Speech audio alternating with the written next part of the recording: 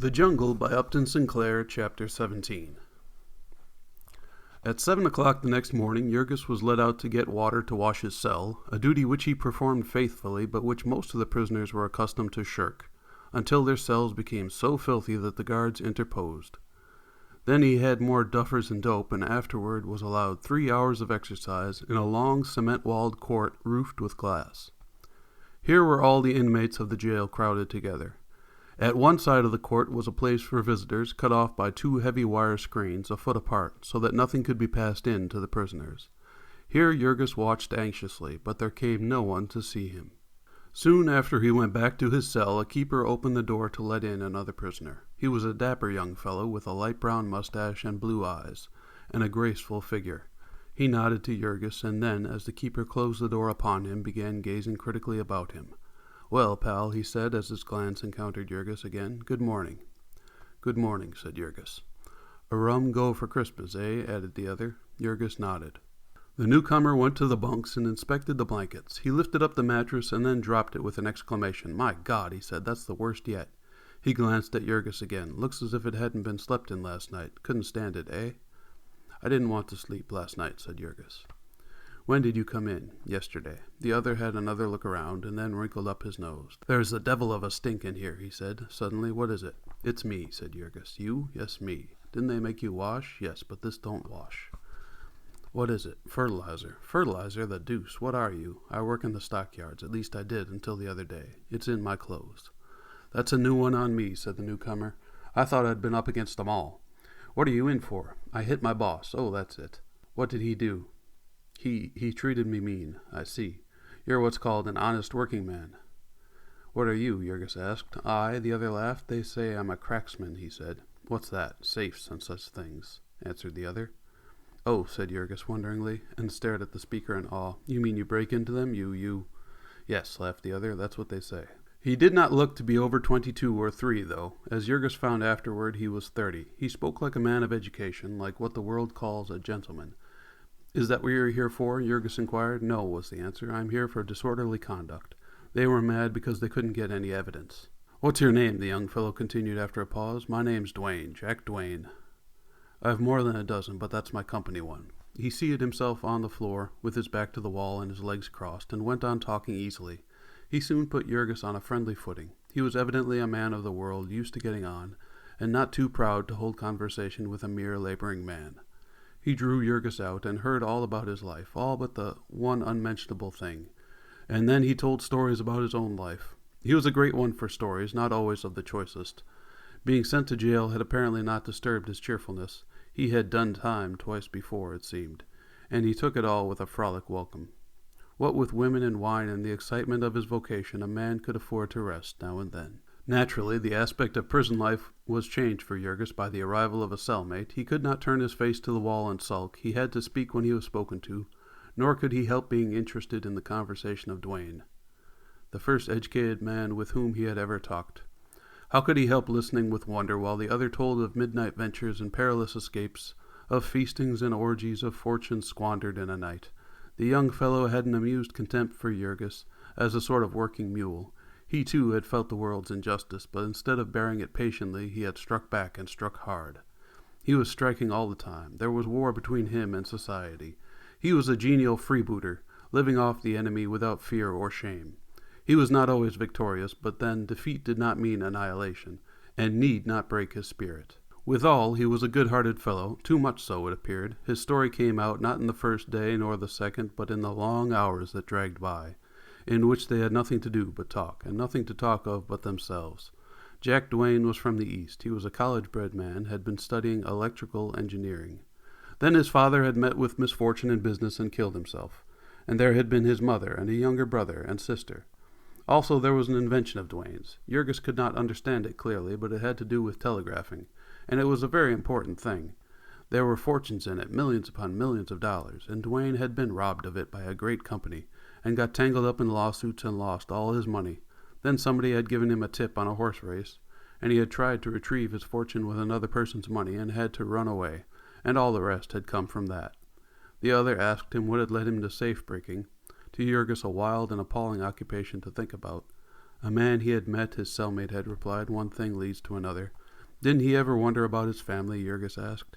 Sometimes, the other answered, but not often. He didn't allow it. Thinking about it would make it no better. This wasn't a world in which a man had any business with a family. Sooner or later, Jurgis would find that out also and give up the fight and shift for himself. Jurgis was so transparently what he pretended to be that his cellmate was as open with him as a child. It was pleasant to tell him adventures. He was full of wonder and admiration. He was so new to the ways of the country. Duane did not even bother to keep back names and places. He told all his triumphs and his failures, his loves and his griefs. Also, he introduced Jurgis to many of the other prisoners, nearly half of whom he knew by name. The crowd had already given Jurgis a name. They called him the Stinker. This was cruel, but they meant no harm by it, and he took it with a good-natured grin. Our friend had caught now and then a whiff from the sewers over which he lived, but this was the first time that he had ever been splashed by their filth. This jail was a Noah's Ark of the city's crime. There were murderers, hold-up men, and burglars, embezzlers, counterfeiters, and forgers, bigamists, shoplifters, confidence men, petty thieves and pickpockets, gamblers and procurers, brawlers, beggars, tramps, and drunkards. They were black and white, old and young, Americans and natives of every nation under the sun. There were hardened criminals and innocent men too poor to give bail, old men and boys literally not yet in their teens. They were the drainage of the great festering ulcer of society. They were hideous to look upon, sickening to talk to. All life had turned to rottenness and stench in them. Love was a beastliness, joy was a snare, and God was an imprecation. They strolled here and there about the courtyard, and Jurgis listened to them. He was ignorant, and they were wise. They had been everywhere and tried everything. They could tell the whole hateful story of it, set forth the inner soul of a city in which justice and honor, women's bodies and men's souls were for sale and in the marketplace. And human beings writhed and fought and fell upon each other like wolves in a pit, in which lusts were raging fires and men were fuel, and humanity was festering and stewing and wallowing in its own corruption. Into this wild beast tangle these men had been born without their consent. They had taken part in it because they could not help it. That they were in jail was no disgrace to them, for the game had never been fair. The dice were loaded. They were swindlers and thieves of pennies and dimes, and they had been trapped and put out of the way by the swindlers and thieves of millions of dollars. To most of this Jurgis tried not to listen. They frightened him with their savage mockery, and all the while his heart was far away, where his loved ones were calling. Now and then, in the midst of it, his thoughts would take flight, and then the tears would come into his eyes, and he would be called back by the jeering laughter of his companions. He spent a week in this company, and during all that time he had no word from his home. He paid one of his 15 cents for a postal card, and his companion wrote a note to the family, telling them where he was and when he would be tried. There came no answer to it, however, and at last, the day before New Year's, Jurgis bade goodbye to Jack Duane. The latter gave him his address, or rather the address of his mistress, and made Jurgis promise to look him up. "Maybe I could help you out of a hole some day," he said, and added that he was sorry to have him go. Jurgis rode in the patrol wagon back to Justice Callahan's court for trial. One of the first things he made out as he entered the room was Tate Elzbieta and little Katrina, looking pale and frightened, seated far in the rear. His heart began to pound, but he did not dare to try to signal to them, and neither did Elzbieta. He took his seat in the prisoner's pen and sat gazing at them in helpless agony. He saw that Ona was not with them and was full of foreboding as to what that might mean. He spent half an hour brooding over this, and then suddenly he straightened up, and the blood rushed into his face. A man had come in. Jurgis could not see his features for the bandages that swathed him, but he knew the burly figure. It was Connor. A trembling seized him, and his limbs bent as if for a spring. Then suddenly he felt a hand on his collar and heard a voice behind him. "Sit down, you son of a—" He subsided, but he never took his eyes off his enemy.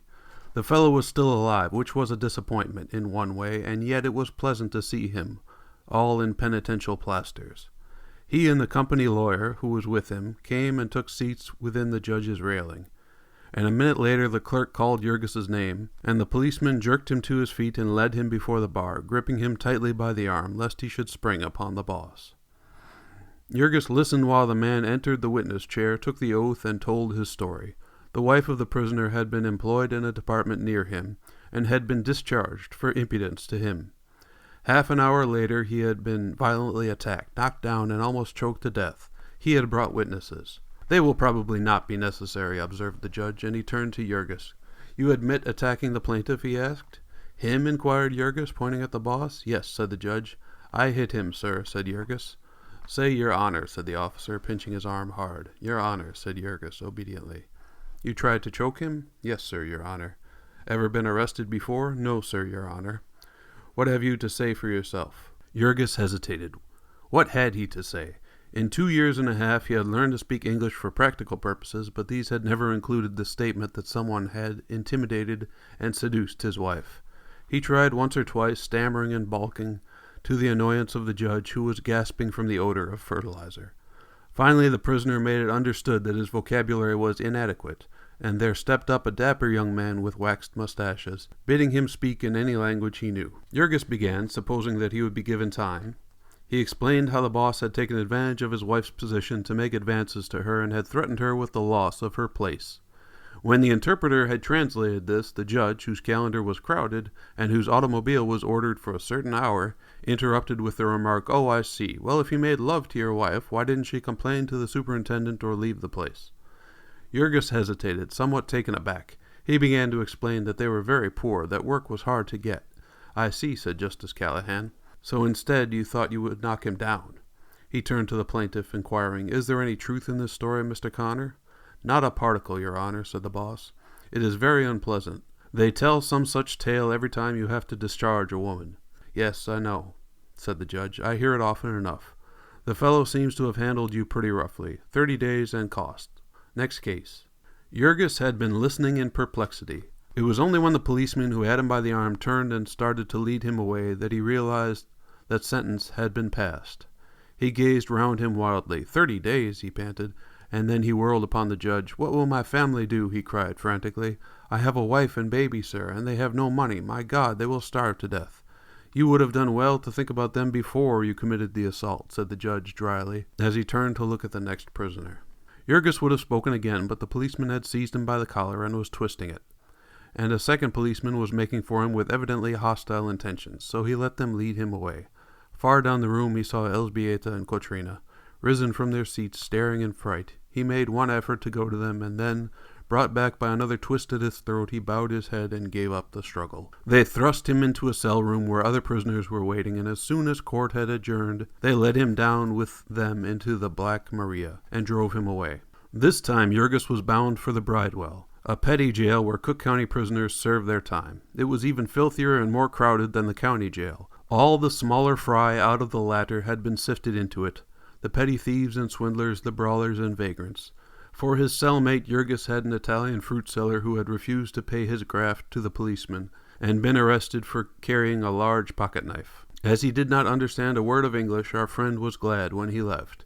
He gave place to a Norwegian sailor who had lost half an ear in a drunken brawl, and who proved to be quarrelsome, cursing Jurgis because he moved in his bunk and caused the roaches to drop upon the lower one. It would have been quite intolerable staying in a cell with this wild beast, but for the fact that all day long the prisoners were put at work breaking stones. 10 days of his 30 Jurgis spent thus, without hearing a word from his family. Then one day a keeper came and informed him that there was a visitor to see him. Jurgis turned white, and so weak at the knees that he could hardly leave his cell. The man led him down the corridor and a flight of steps to the visitor's room, which was barred like a cell. Through the grating Jurgis could see someone sitting in a chair, and as he came into the room the person started up, and he saw that it was little Stanislavus.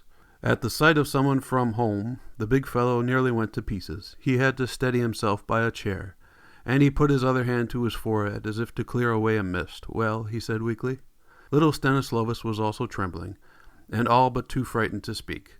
They sent me to tell you," he said with a gulp. "Well?" Jurgis repeated. He followed the boy's glance to where the keeper was standing watching them. "Never mind that," Jurgis cried wildly. "How are they?" "Ona is very sick," Stanislavus said, "and we are almost starving. We can't get along. We thought you might be able to help us." Jurgis gripped the chair tighter. There were beads of perspiration on his forehead, and his hand shook. "I can't help you," he said. "Ona lies in her room all day," the boy went on breathlessly. "She won't eat anything, and she cries all the time. She won't tell what is the matter, and she won't go to work at all.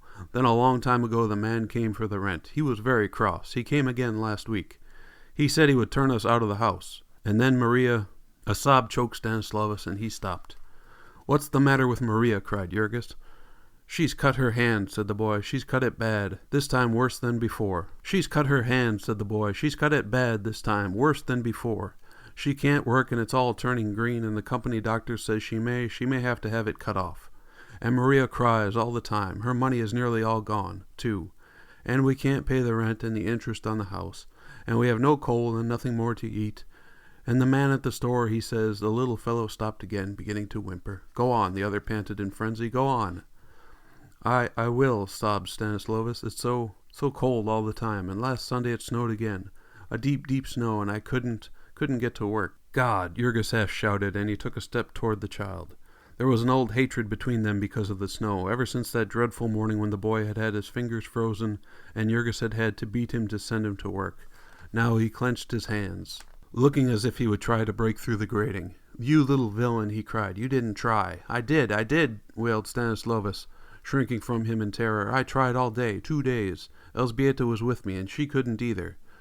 We couldn't walk at all, it was so deep, and we had nothing to eat, and oh, it was so cold. I tried, and then the 3rd day Ona went with me." "Ona!" "Yes, she tried to go to work too. She had to. We were all starving, but she had lost her place." Jurgis reeled and gave a gasp. "She went back to that place?" he screamed. "She tried to," said Stanislaus, gazing at him in perplexity. "Why not, Jurgis?" The man breathed hard, 3 or 4 times. "Go on," he panted finally. "I went with her," said Stanislaus, "but Miss Henderson wouldn't take her back. And Connor saw her and cursed her. He was still bandaged up. Why did you hit him, Jurgis?" There was some fascinating mystery about this, the little fellow knew, but he could get no satisfaction. Jurgis could not speak. He could only stare, his eyes starting out. "She has been trying to get other work," the boy went on, "but she's so weak she can't keep up. And my boss would not take me back either. Ona says he knows Connor, and that's the reason. They've all got a grudge against us now, so I've got to go downtown and sell papers with the rest of the boys, and Katrina..." "Katrina?" "Yes, she's been selling papers too. She does best because she's a girl. Only the cold is so bad, it's terrible coming home at night, Jurgis. Sometimes they can't come home at all. I'm going to try to find them tonight, and sleep where they do. It's so late, and it's such a long ways home. I've had to walk, and I didn't know where it was. I don't know how to get back, either. Only Mother said I must come home, because you would want to know. And maybe somebody would help your family when they had put you in jail so you couldn't work. And I walked all day to get here, and I only had a piece of bread for breakfast, Jurgis. Mother hasn't any work either, because the sausage department is shut down, and she goes and begs at houses with a basket, and people give her food. Only she didn't get much yesterday. It was too cold for her fingers, and today she was crying." So little Stanislaus went on, sobbing as he talked, and Jurgis stood gripping the table tightly, saying not a word, but feeling that his head would burst. It was like having weights piled upon him, one after another, crushing the life out of him. He struggled and fought within himself, as if in some terrible nightmare in which a man suffers in agony and cannot lift his hand nor cry out, but feels that he is going mad, that his brain is on fire. Just when it seemed to him that another turn of the screw would kill him, little Stanislaus stopped. "You cannot help us?" he said weakly. Jurgis shook his head. "They won't give you anything here?" He shook it again. "When are you coming out?" 3 weeks yet," Jurgis answered, and the boy gazed around him uncertainly. "Then I might as well go," he said. Jurgis nodded, then suddenly recollecting, he put his hand into his pocket and drew it out, shaking. "Here," he said, holding out the 14 cents, "take this to them." And Stanislaus took it, and after a little more hesitation started for the door. "Goodbye, Jurgis," he said, and the other noticed that he walked unsteadily as he passed out of sight. For a minute or so Jurgis stood clinging to the chair, reeling and swaying. Then the keeper touched him on the arm, and he turned and went back to breaking stone.